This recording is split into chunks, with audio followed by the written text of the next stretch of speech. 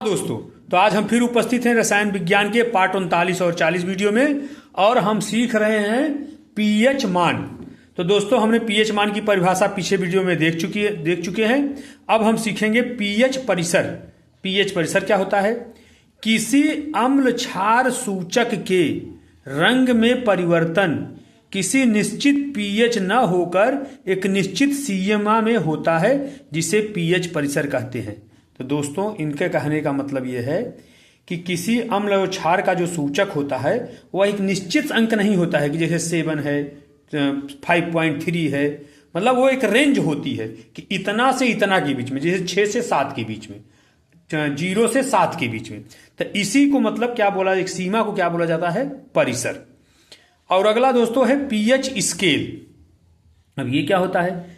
किसी विलयन में उपस्थित हाइड्रोजन आयन सांद्रता ज्ञात करने के लिए एक स्केल विकसित किया गया, जिसे पीएच स्केल कहते हैं। पीएच स्केल में पी सूचक है, जिसका अर्थ शक्ति से है।